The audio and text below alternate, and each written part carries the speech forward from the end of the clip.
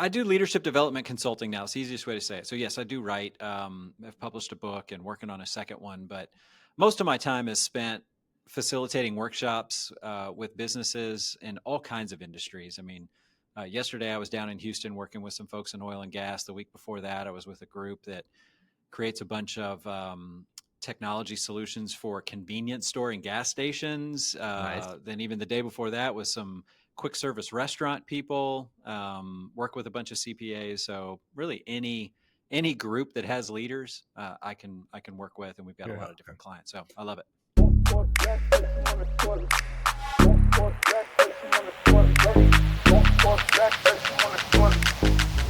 All right. Thank you for joining Made to Matter. And this is an extraordinary story episode where we highlight a guest and hear from our guests about how they've had life transformation in their second half. And I'm your host, Adam Landrum, and I am so excited to introduce you to a very special guest and close friend of mine, Adam Tarnow. So, Adam, you want to go ahead and well, first of all, we have so many things in common. I've been Yes. waiting a long time to say this. Here's some things we have in common. Coaching. Yes. We're authors. Yes. Yeah. Pretty Yes. cool. We're authors, consultants, Yes. and we're recovering accountants. I don't want to Covering. steal all the thunder, Yep. so I'll let you take it from here. We're Clemson Tigers. We both Oh. have roots in Indiana. I mean, the list keeps going. There's a lot of things that we both have in common. You named one of your kids after my middle name. This is true. Yeah. Douglas. So Yeah. there's a lot. There's a lot there. Yeah. All right. So tell us, where are you? A little bit about what you do, your family. Yeah. So right now I'm in Dallas, Texas. I've been here since 2002. So actually ended up being, this is the longest I've lived anywhere, which is surprising. Grew up on the East Coast, Washington, D.C. My dad worked for a union. He worked for the Painters and Electrical Workers Union in their accounting department. And that started in Lafayette, Indiana. And he started working there. They were moving all the headquarters out to DC because what I know now about a union is they're essentially a lobby organization and they needed to be close to DC. How did they get the painters involved in this union? I don't know. Or was it the other way around? Where Yeah. they're like, hey, we need some electricians. Yeah. We got to do both. We've got to do both at the same time. So might as well just get them all in the same party, just hanging out together. So, but listen, this summer I asked my dad, like, I had dinner with him and I said, I want all the details about your career. Like, give me all of them. And it was a fascinating conversation. And he wouldn't mind me saying this, but to be a part of the accounting department back when he was doing this meant you knew how to work these big machines. It was like more mechanical than it was intellectual. Like what, you and I started accounting and audit where it was like, hey, we had to learn GAAP and the whole process. But my dad just knew. We still had machines. They're called 10 keys. Well, yeah, there were those. But this was these big machines. So anyway, that's what got them out to DC was to go work there. Then they stayed out there, and that's where I was born and raised. Went to Clemson, where you and I met. Started a career as a CPA. When I moved out here, got married. So I've been married it'll be 22 years this December, 22 years in a row. Nice. I think that's in a row. Yeah. I've got two boys. I've got a 16-year-old and a 14-year-old. So that's 10th grade and 8th grade. And nice. You're in the thick of it. Yeah. We are. And you did say you're in Dallas, right? Yeah. I know you're in. Okay. And I know you're in Dallas, but I do leadership development consulting now. It's the easiest way to say it. So yes, I do write. I've published a book and working on a second one, but most of my time is spent facilitating workshops with businesses in all kinds of industries. I mean, yesterday I was down in Houston working with some folks in oil and gas. The week before that, I was with a group that creates a bunch of technology solutions for convenience store and gas stations. Nice. Then even the day before that was some quick service restaurant people. Work with a bunch of CPAs. So really any group that has leaders, I can work with, and we've got a lot of different clients. So I love it. All right, awesome. And just hit on your books real quick. Yeah. So The Edge was the first one that I wrote with my buddy David Morrison. Subtitle there, How to Stand Out by Showing Your All In. This was a book written to, Adam, like to you and me when we were in our 20s. What did we need to know? on how you can really start to develop a strong personal brand as a new professional. And so the Okay. EDGE is an acronym, stands for energy, diligence, growth, and endurance. So positive energy you bring every day, the way you approach your work with diligence, keep growing, and then the endurance that you can develop. Those are things that help you stand out. And then working on a second book right now, tentatively called The Fog of Work, that's really written to middle managers that are stuck in the middle of organizations, feeling like every day they show up in the midst of fog. And this is a book that's going to help them find a path in the midst of that fog, even when one is not immediately visible. And I've Nice. got a process that can help them with that. Yeah, I can relate to that. I think it's going to be spot on for a lot of people. Thanks. Exciting. When's that book coming out? Do you know? It's due this summer, so probably about 7 to 8 months after that. So we're probably looking at early spring of 26. Spring of 26. Okay. Yeah. Very good. All right. Well, let's jump on in. And Adam, like I said, is a special guest because of a close friend, but also really, I think he has two transformations. So, Yeah. you know, so let's jump in. I had a quarter life crisis. It sounds like you had a quarter life crisis. So, you know, what led up to this quarter life crisis? Just give us a little bit of background. Yeah, a little bit of that background. So, you know, not to make a huge or a massive left-hand turn here, but faith became a big part of my life in college, largely due to you.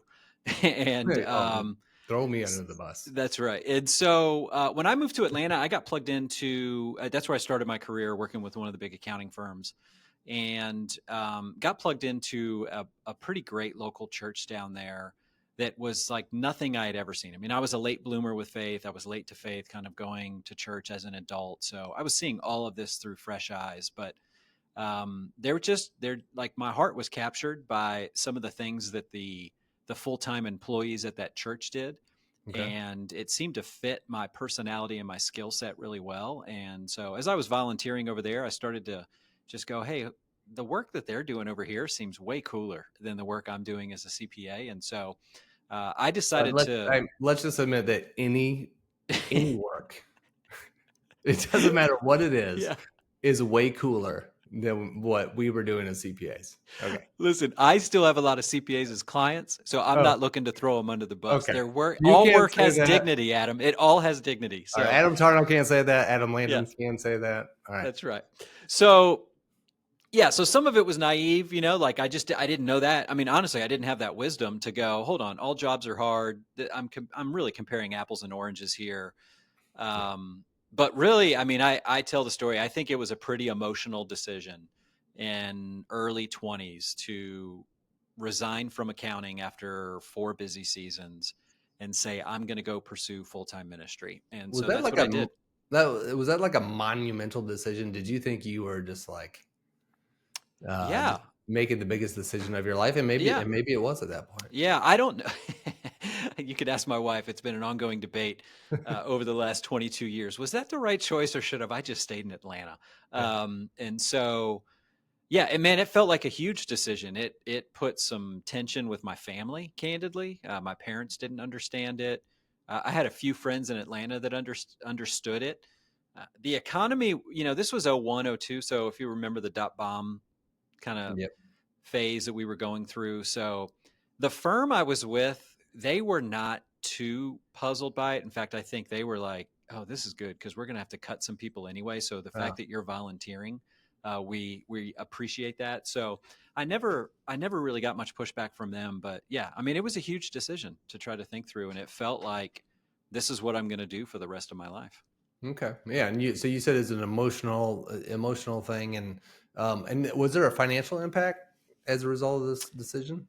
Yeah. I mean, at the time I wasn't married. And so, you know, I mean, I went from a well-paying job to no job. I mean, candidly. So yeah, there was a financial impact for sure. I was going back to grad school, you know, moved out here to Dallas to go to seminary, to go to grad school. So, I mean, I was certainly taking less money to pursue something that I just felt like was going to be the right thing to do. Move out here to Dallas, and I'm a full-time student, just kind of piecing together some part-time work, and everything's going fine. And then I meet a wonderful woman, and we get married. And you know, when we were dating, we started to talk more and more about our financial situation. I was carrying a little bit of debt from Clemson, maybe about $20,000, but My wife, Jackie, she went to Baylor for undergrad, and then she wanted to go to law school. So she went to SMU Law School. And those of you that maybe don't know, but Baylor and SMU are private. So surprisingly, that tuition there was not free, which is really Oh, puzzling to me. It's really really? strange. Yeah. They have a So big endowment for your yeah, I wife? don't know. I don't know. Okay. It was weird. But my wife didn't come, similar to me, didn't come from a lot of money. And so she financed all that. Like I pretty much financed Clemson. And so, man, long story short, when we said I do, we were in a financial crisis. We were Hmm. sitting on about $120,000 in student loan debt. We were paying more in monthly payments on that debt than we were paying in rent. It felt overwhelming. We knew about it. This was stuff we certainly talked about before we got married. We weren't dropping this on the honeymoon like, oh, Oh, hold by the on, way, real quick. By the way, that school that I went to, I forgot to tell you. so So you knew you were in love yeah, because you knew you were inheriting over $100,000 $100,000 in debt. debt. Yeah. I So mean, dude, I amazing woman. remember exactly where I was on the highway driving with that nanosecond of a decision of like, are you sure you want to do this? And I remember looking at the sign and just going, I am so all in on this. We're going to figure something out. And so what we did to figure it out was we ignored it for the Yeah. first 6 months of marriage. Man, that's And an ingenious strategy. it was a phenomenal strategy. And so it was just this sleeping giant in the corner of our incredibly small apartment that we just tiptoed around. Um, and then finally, we 6 months after marriage, it was like the summer of '04. We came home one morning from going to church actually and just said, listen, I think we need to come up with a plan. Like we need to do something about it.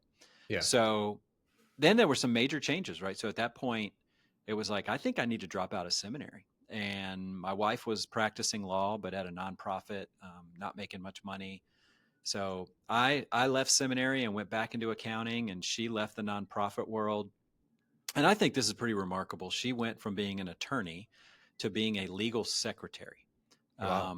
And so it was a pretty big identity hit, just title change, but it paid like 30% more. And that's what Oh, we were going after. okay. And so yeah, we spent about 4 years then of paying off that debt. Oh, it took 4 years. So you both sacrificed. I mean, what was Hmm. that like to go to, quit accounting, go after your dream and then realize and then find the love of your life and then realize you got to drop out of the dream to go do what you needed to do to take care of the debt. Yeah. What was that feeling? Do you remember in college, like you take a road trip and like the first hour was awesome because you had the playlist going and you were filled with energy. And then after an hour, you were like, gosh, I still got 9 hours to go. This Yeah. sucks. Like, why did I decide to leave at night?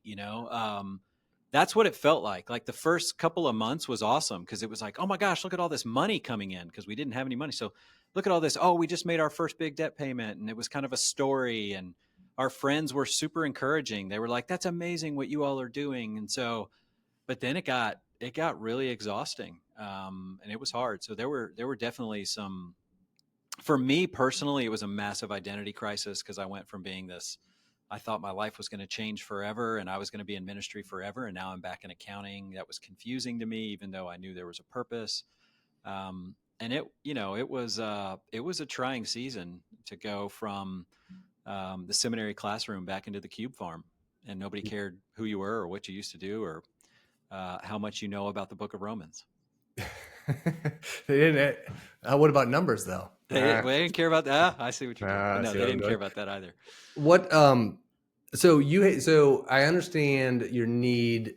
You had a lot of debt. It was higher than your rent, so you need to get it low. But you didn't Yeah. just like reduce it; you eliminated it. Yeah, we paid it all off. Yeah, so we still were like, when we originally started, it was, if I'm going to be in ministry full time doing this job that I want to do, that I feel like is part of my purpose, then let's just eliminate all this. Because one thing we did know about full time ministry is there was no guaranteed salary. So we wanted maximum flexibility.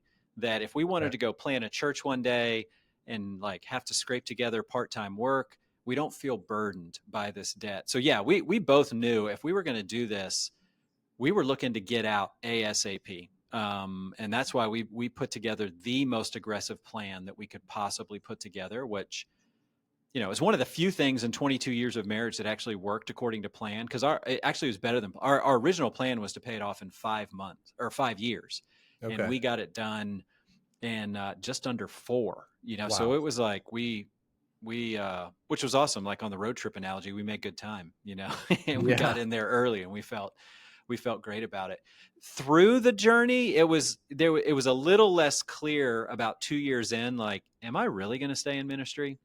Okay. That was part of the identity crisis that was going on, which is why when we paid off the debt in 2008, we had our first baby, had our first child, and then you know, I just hung out for a year, stayed in accounting, and just to try to like let's just get this life going now with us having a family and a kid, Yeah. and then there was you know around 2009 2010 I made another big change. Okay. So that's pretty incredible. We'll put a pin in that right Yeah, now. But just thinking through, you recognize that, like, even though you were doing what you loved, or you thought you did, like, yeah, you know, your good intent and integrity and all that, but you said, hey, you know what, if I don't get rid of this debt, this isn't sustainable. I won't have the freedom. I mean, I right. just, right. And so you abandoned that, or put that to the side to go take care of it. And I just have not heard a lot of people who are willing to take the 2 steps backwards to Yeah, fix whatever they need to fix so that they can have the freedom yeah, moving forward. Yeah, that's incredible. yeah. Well, I appreciate that. Yeah, I mean it was there was excitement at the time. Again, I kind of like changes on things like that and something new. And um, I think we both were really burdened by that debt, and it was just felt good to do something about it. Like there was just something emotional. Again, that sleeping giant in the corner of our apartment, that thing was Mhm. wearing on us, Yeah. and to just finally go, okay, we're moving forward, felt really good. Okay. Great. So pick it back up to 2009, 2010. Yeah. So now I'm back in accounting. This time I was in it for 6 years. So first stint was 4 years, then doing full time seminary for a couple years, and then back in accounting this time for 6 years. And I was really, I mean, I was getting promoted. I was learning a bunch. I mean, I went all in. I just kind of did the identity switch again and just go, I don't know if I'm going back to ministry. Let's go back and pretend like I'm going to be a CPA for the rest of my life. And so made some great friends, learned a ton, was really trying to think about, do I want to be a partner in public accounting? Because I found a firm that was a really great culture, that it was so different than what I experienced in Atlanta, and just saw, okay, there's a couple ways you can stay in this industry. And so yeah, around 2009 2010 was going, all right, what do I want to do, what do I want to do? And came to the conclusion of that. No, I don't think I want to stay in accounting. I do think there's a part of me that wants to go back to ministry and give that thing a shot. And so, Do you remember what um, happened? Was there a catalyst to that, or? yeah, I mean, there was a friend. I don't know how detailed or how interesting this part is, but there was a friend that called me when I was still working at the accounting firm and said, "Hey, I'm gonna go plant a church in Portland, Oregon, and I want to know if you two want to come with us. Hmm. Not to be on staff at this church, but just come get a job in Portland, be a part of it." And that was like, okay, that sounds fun. We actually flew out there to Portland. I remember we were sitting in the Columbia, like the flagship Columbia store there in downtown Portland, sitting on a bench in the middle of that store, going, "What do you think?" And we were like, "This city's amazing." And I just had this sick feeling in my stomach. I was like, I think we're trying to answer the wrong question right now. I think we're trying to figure out where do we want to live when really we need to figure out what I want to do.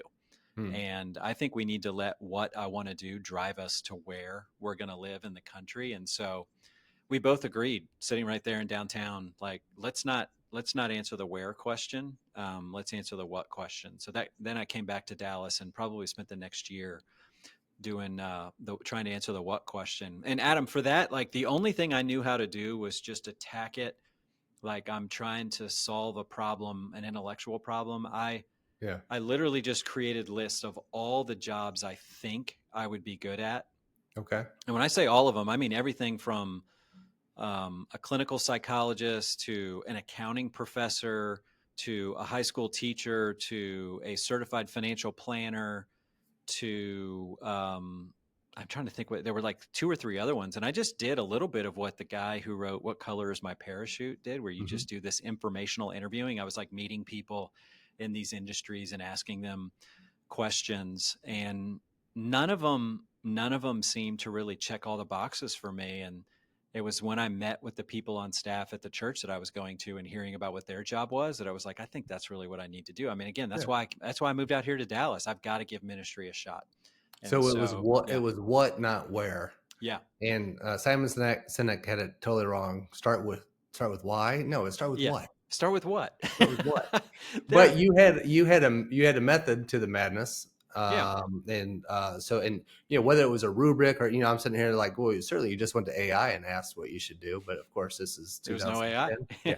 So was this 2010 or is this This was 2009. 9? So Okay. yeah, yeah. All right. All right. So nothing of all the jobs that you identified and you talked to everybody, nothing was really landing. And so what happened next? Yeah. So then I go on staff in my church, meet with those guys, and Well, what do you mean you go on staff with your church? I mean, that just well, doesn't happen. I filled out an application, did an interview, and they hired me. I mean, it was just like, I mean, this whole time. So again, I move out here to Dallas as a seminary student. I get plugged in at this local church, and then the whole time I'm paying off debt. Jackie and I are serving in the local church. We're doing newly married ministry. We're part of the marriage ministry. So, two of the guys on staff on the marriage team were just really great friends of mine. A guy named John McGee and a guy named Scott Kadersha, and I would meet with them, and they knew I was kind of going through this job search thing again. And John, again, was such a great friend. He's like, man, I think you need to come over here. I think you would be a great fit. I think your skills would be great over here. I think this would be a really purposeful job for you. And so I went over there and joined, like, helping out with newly married couples. And so it was kind of a pastor to newly married couples. So at this time I'd been married, close to 5 or 6 years, maybe 7 years. So it was a demographic that I knew a lot about. I cared about it.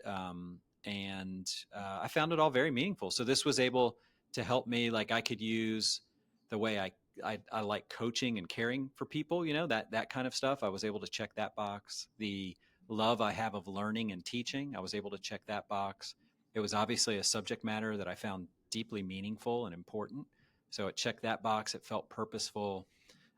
I really, I thought I won the lottery. I thought Yeah. I had found my perfect job at like age 35.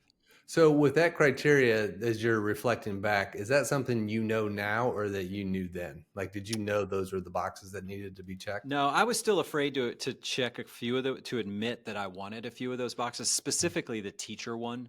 Mm-hmm. Um, but I knew subject matter was a big deal. Why the teacher one? Man, it's not going to be a good answer, but for some reason it felt prideful and arrogant to say I'm a teacher. Mm-hmm. Who are you And to teach people? that's right. Right. And in Yeah. our faith Okay. tradition, it's like, hey, be humble. Don't wait for the microphone to come to you. Don't go looking for a microphone. And so in some weird way, it was like I wanted to teach. I knew from eighth grade, I knew I'm a teacher. It took me close to 30 years to admit it to myself. Okay. Hmm. And so maybe even more, to admit it to myself. And so yeah, that was what really, I mean, that's what I liked, was the learning, the teaching, the coaching kind of aspect of all of it. And the church was a great venue to do that. Yeah. Yeah. So it sounds like it's a little bit of a test drive. I mean, you were volunteering in the church. They knew, you got to know them. They got to know you. Of course, you know how everything operates. So it was sort Yeah. of like a very soft on ramp, if you Yeah. will. Yeah. Okay. And then part of is in hindsight, you look back and realize, okay, yeah, that did ended up checking the boxes. I thought it checked a lot of the boxes, it even checked more than I realized. Yeah, for sure. Absolutely. And it was great. Maybe the one part, because there's a third transition that comes up. I think this is interesting to note. As I was leaving the accounting firm, one of the partners at that firm came to me and said, Adam, there's a local trade organization called the Dallas CPA Society. They're getting ready to start a leadership development academy, and they need some people to serve on the steering committee. And I know you love that subject matter. I'd done some teaching at the firm, like professional development, leadership development stuff. And she said, I think you should be our representative. I think you should go join that. And I was like, that sounds awesome. Let's do it. Yeah, tell them I'd love to be a part of it. And so, so the moment I came on staff, I also started to volunteer in this trade organization, helping them develop a curriculum that they were using for their members, for emerging leaders. Okay. Um, and I loved it. I thought this was the best part of accounting, was not doing the accounting, was just talking about how we can be better leaders and managers. And um, started teaching over there. And it was all like, for 3 years, Adam, it was all volunteer, but it was some of Hmm. the most fun things I'd ever done. Because I had developed this weird fascination with leadership, kind of as a science or a subject, and organizational development. I mean, for some reason, I'm reading those books, and that was like this. I obviously was drawn towards a lot of Bible and theology books, but then all the John Maxwell books and all the Jim Collins books and all of these great leadership thinkers, I loved those books too. And so I had these two loves of like Bible theology and organizational development. And so I was using both of those, and one as a volunteer and one I was getting paid for. Yeah. Well, yeah. Um, Had you taught before that? Not really. I mean, I taught in the church setting, but I hadn't really taught in a professional setting before, outside of just a few things locally at my firm. That was more like, hey, we're having a big all staff meeting. Why don't you stand up and just for 10 minutes talk about this thing? So it was definitely not, I didn't have a category for it. I mean, I'd been to continuing education as a CPA, and I knew those people did teaching. I always thought that seemed like a cool job, but again, I never thought it was something that I could do. But then, just helping out with this volunteer organization, I'm starting to teach, um, and then, like, after a few years of teaching, some of these graduates from the Leadership Development Academy, Mhm. they're now getting promoted, and then they need speakers for their firm, and they're calling me, and they're like, Yeah. "Hey, I remember you did this thing in the LDA. Do you want to come do this over here for our firm?" And I was like, "Sure." And they're like, "How much would you charge?" And I was like, "I don't know." I don't know. How much would you pay? I remember I spent like 45 minutes like trying to come up with the first gig, how much to charge. And I mean, I was so nervous. I think I told him it was $600. And I felt like I am asking, they're going to just laugh me off out of here, right? Like $600 is so much money.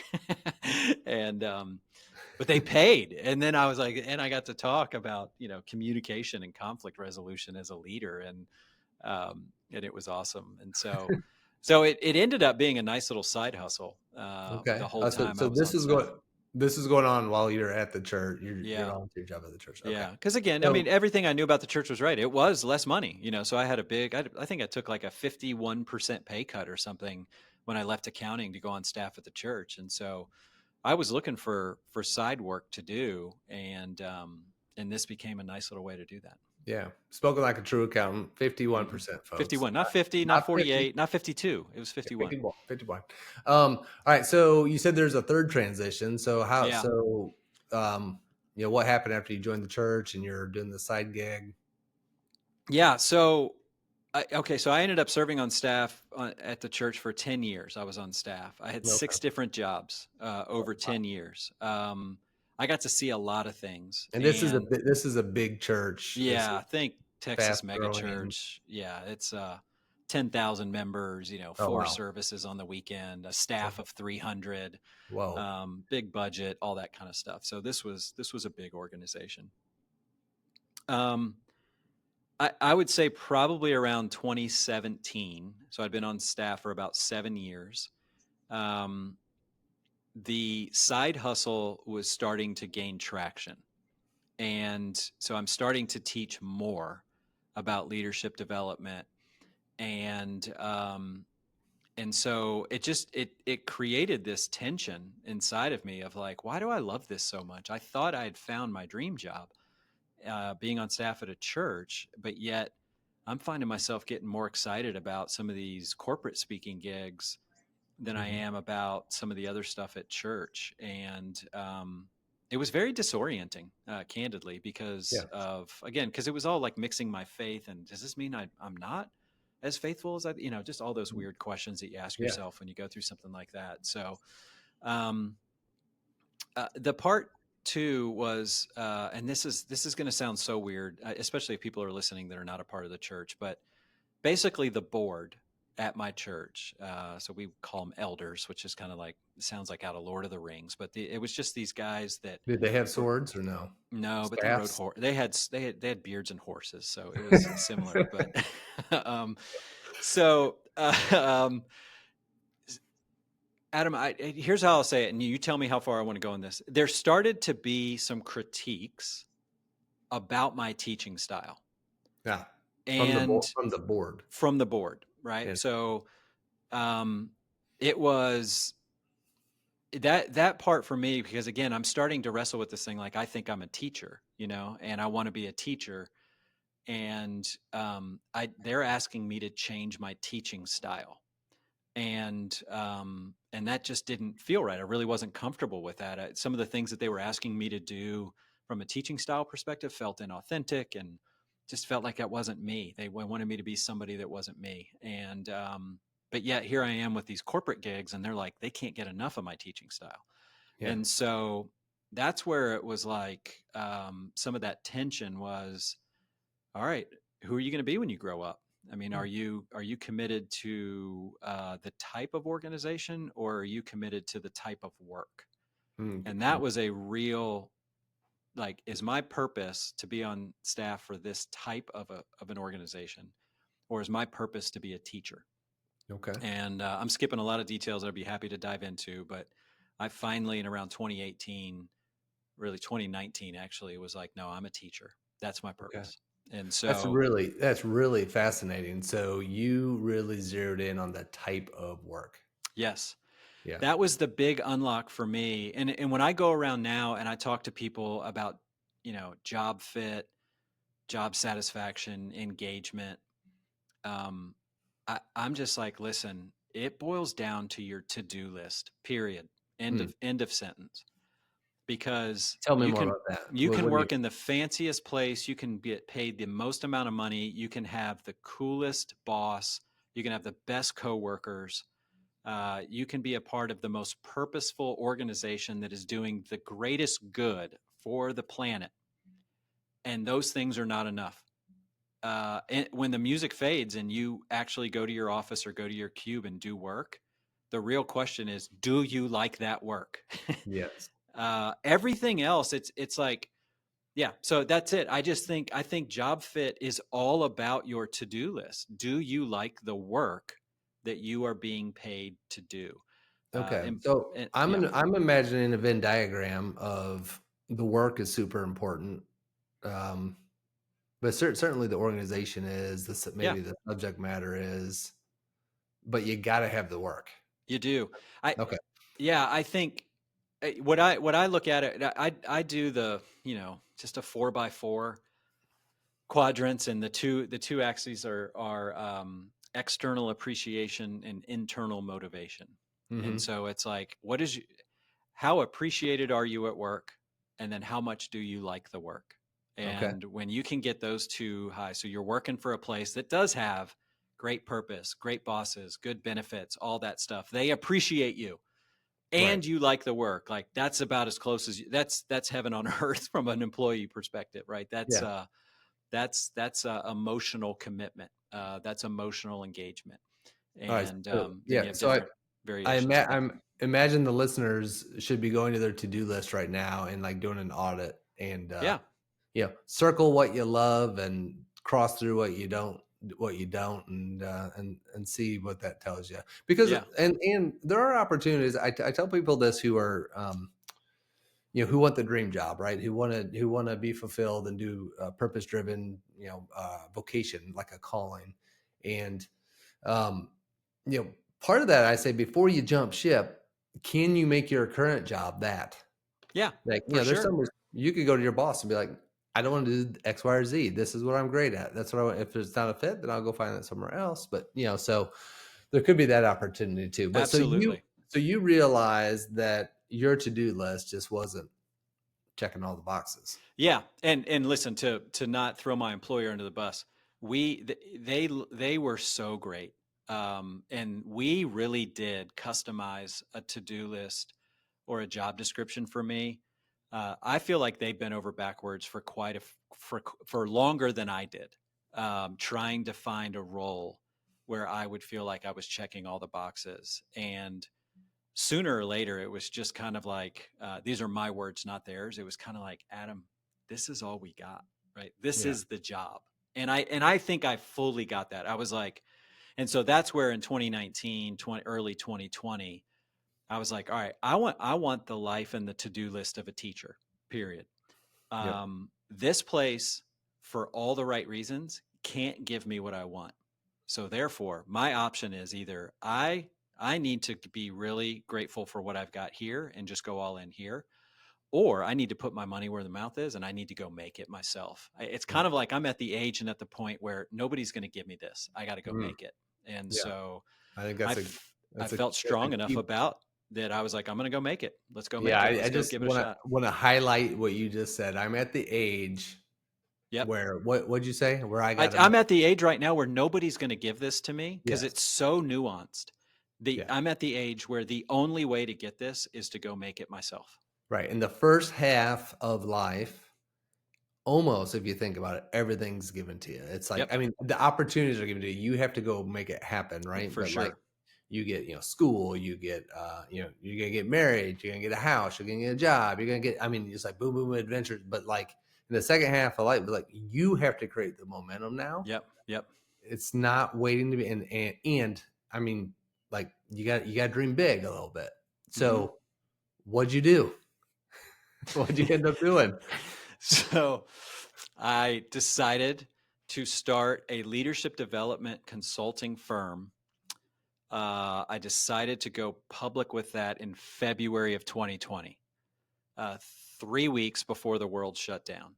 And Oh so, yes, wow, anyway, amazing man, timing. it was perfect timing. Yeah, And so listen, I was like, this is what I'm going to go do. I'm going to go start a consulting and coaching business. I'm going to go teach these things that I've been doing as a side hustle. I've done no marketing for my side hustle. I think I've got a good network.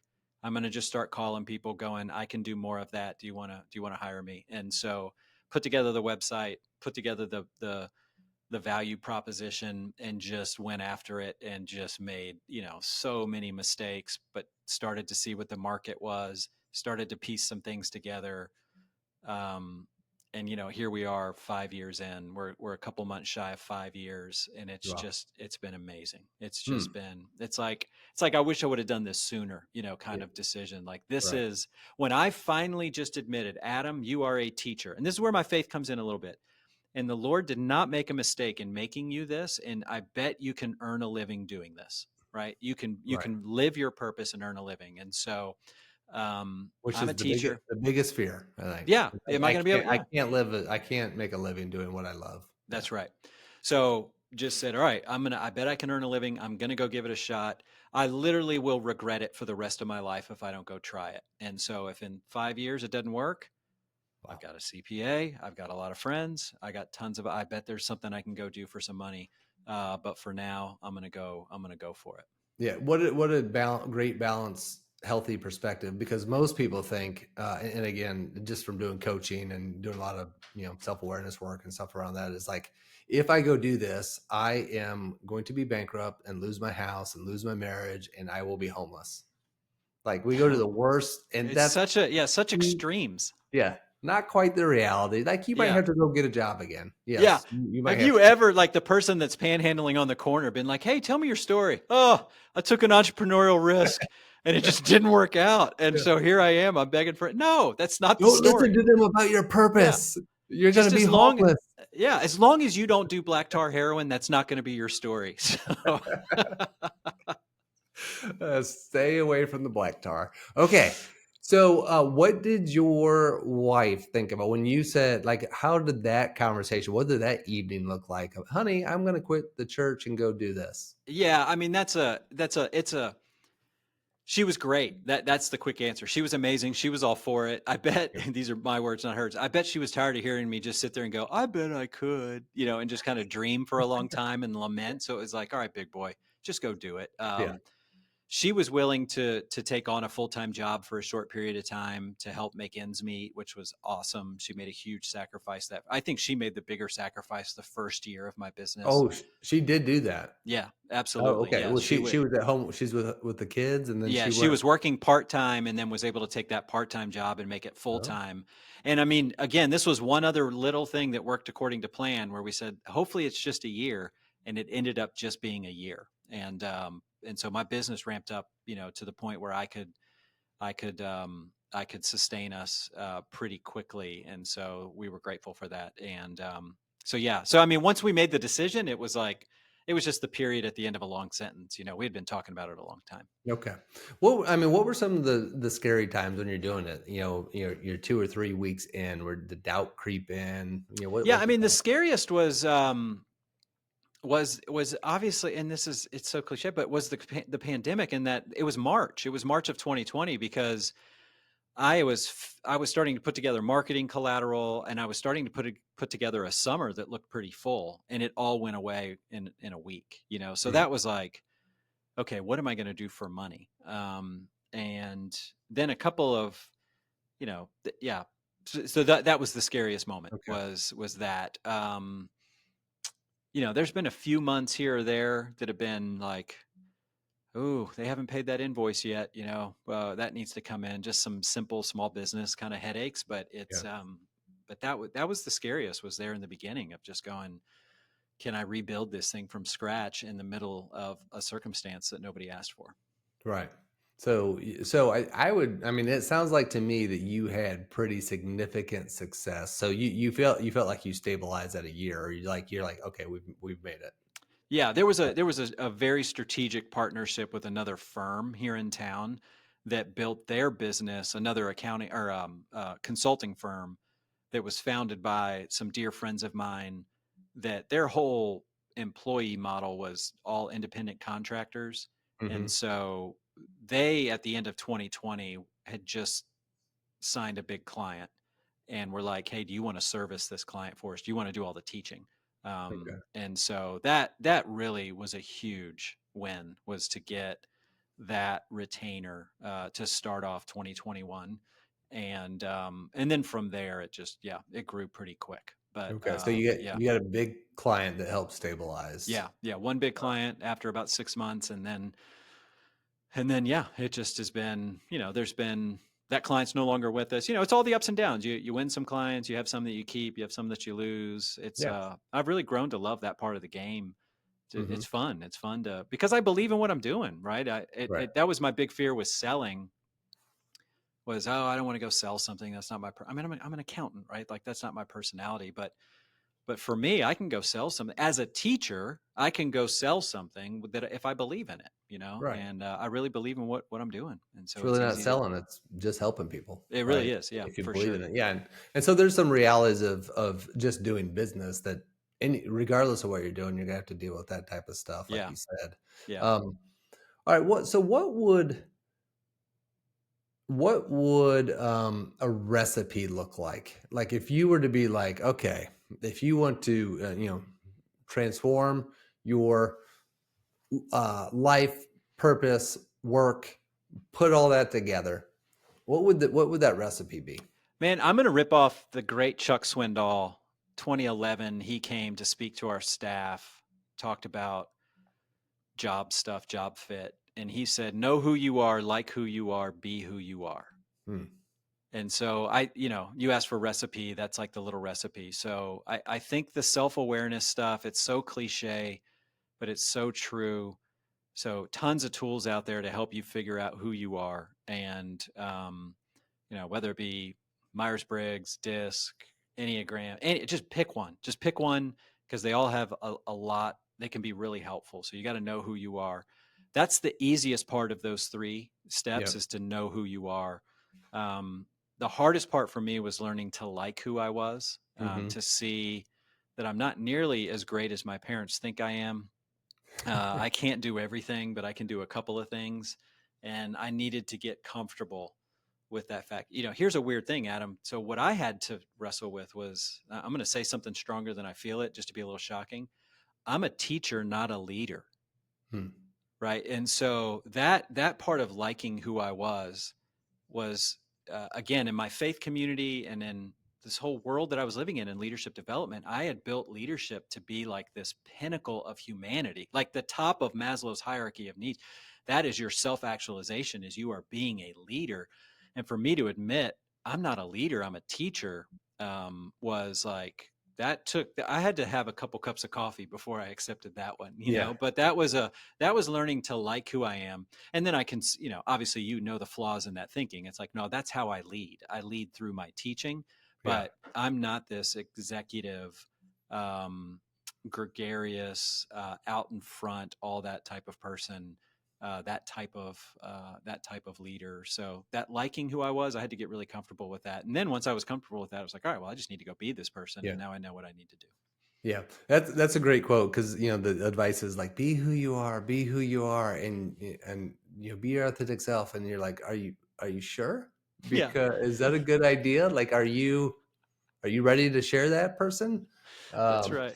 yeah. So so I think I like that saying, and I just want to comment. I just want to bring out some other stuff that Yeah, I for heard sure. that I think is important. Saying that I'm not saying that's not a good recipe. It's a great recipe, but I heard know what you want, Yep. right? And the what should determine the where. Yep. I heard about your task list, like the work you do Mm-hmm. is perhaps the most important. Mm-hmm. Um, be willing to take steps Yep. backward to build a better runway, if you Yeah. will, or a Yeah. better environment. Um, and then it sounds like you mentioned it. We didn't talk about it, but your network sounded like It's it huge. was very important Massive. in all this. Yeah. I mean, And if I look back, for an accountant, that's impressive. yeah. And listen, I owe all the credit to the church that I Hmm. worked at. I mean, that was one thing about being a part of a great big mega church and being there for 10 years and developing phenomenal relationships was, for the first year, I sold a lot of business to friends. And it took a while to sell it to strangers. So yeah, I mean, you're picking up on great parts of it. Yeah. So the what, over the where, the to-do list over the culture, um, and yeah, just make a bunch of friends at all points, because that's my favorite definition of networking. I remember I was asked to go speak a couple years ago to some high schoolers about networking, and I was like, good night, how do I teach high schoolers about it? And I just, the idea was, networking, all it is making a bunch of friends, because you never know what's going to happen. And Right. so it's like, all right, I can go do that. I can go Yeah. make a bunch of friends. And so yeah, I mean, all those things of like reaching out to people and initiating lunches, and then when you get together with people, don't talk about yourself all the time. Like, you've been so kind today to just let me talk about me. But this is not networking. This is you being Yeah. kind and asking me questions and trying to get my story out there. Over lunch, you ask other people their story. Just talk. Just ask Yeah. questions. Listen. Remember what they're going to tell you. All those things go a long way. Yeah. And another thing was you created margin, Hmm. and then and then the last thing was your side hustle. I'm Yeah, not a huge fan of the side hustle, but it was very relevant in your story. it And was. Yeah. it not only it gave you, wouldn't you say, it gave you the reps to Yep. learn to sharpen your skills, Yep. but it built credibility in the community, and then all of a sudden you had a whole, again, you had a whole network and prospective clients just waiting. Yeah. Yeah. And there's a guy, that I'm coaching right now. I just meet with them. I shouldn't say coaching. He's asking me questions. He's in a similar situation, on staff at a church, and wants to start doing that. And that's where I'm noticing is the biggest difference is, for him, it's a much bigger leap right now, because he's got to go from 0 to 1. Hmm. As Peter Thiel talked about in that great book, 0 to 1. That's the hardest move, and I was able to do that while on staff. And so yeah, I was starting at a 1. I needed to take it from 1 to 2, and that was a little bit easier. Okay. So, all right. So someone's listening to this, and they're in a very similar situation. They may have, a good amount of debt that they don't have a lot of hope to get out of, and they Yeah. might be in a job that they have to work because of the debt. and or they're in a job and they just don't love it. They're looking at their to-do list. It's not their favorite. What to put you on the spot, what message of hope and advice do you have for that person? Yeah. Man, there is always this is like at the heart of the next book that I'm writing. And it is this. It's like, no matter how thick the fog is that you feel like you're in right now, like I'm telling you, there is always something you can do that will improve your situation and get you moving in the right direction. You don't need every answer right now. You just need a flashlight, because a flashlight will just show you what the next step is. Just and you and I know this, Adam, from writing. Inspiration and creativity does not come when you're standing still. Ideas come when you're moving, when you're typing, when you and I are moving the cursor. That's where these great ideas come from. Right. When you just start moving. And so I mean, listen, if that was the situation, I'm in a bunch of debt and I don't like my job, I would just go, we are paying, let's go after that debt. That will be the number one thing to go after. We got to get some freedom here. So let's pay off that debt. You'll start moving. That'll start to feel like you're making progress. Like now the creativity will start to flow. You're going to start to use this time to try on some different jobs and think about different things, but it brings more purpose back to your current job because it's helping you achieve a goal. Yeah. And so that's what I'd say, being put on the spot. Yeah. And I love your point too, that even when you're in a job that maybe you didn't love, you still gave it your all. So give it your all at work while you're chipping away at that debt. Yeah, there's like none of it's a waste. I mean, I could look back on all of these. You and I were joking in the beginning. Did I make a mistake along the way? Well, man, I think I believe what who was it? The guy who wrote Range. I'm always nervous to say his name because his last name's Epstein, and like one of the Epsteins has not a good reputation right now. It's like really. So I think it's David Epstein. I can't remember his name. There it is. Yeah, David Epstein. That's the good Epstein. But so where like this whole thing with match fit, that like if you're chasing match fit, if you're chasing your purpose, like you're just not going to waste your life. It's a guarantee, because all the things that didn't work out were not failures. They were things that you learned. They were course corrections. And so I can look back on all of it and go, should have I moved here? Should have I done? I don't know. But man, I'll tell you what, I'm grateful for none of it was wasted. I learned things everywhere that help me now. And so I put it in my first book, and I think it's a good way to wrap it up. But I just feel like everybody's life ends like an old Seinfeld episode. All the storylines come together at the end, and you're like, I never saw that coming. There was a golf ball in the whale. That's amazing. Perfect. Well, great, inspiring story. Thank you so much. Where can people find you? AdamTarnow.com. TARNOW. AdamTarnow.com. All of it's there. Everything we need. Yep. Awesome. AdamTarnow.com. Adam Tarnow, thank you so much for joining us today, and hope please consider coming back on in the future. Yeah, for sure. Thanks. All right, this is Adam Landrum, Made to Matter. Thank you so much. MadeToMatter.coach is where you can find us, and I look forward to having you join us in the next episode.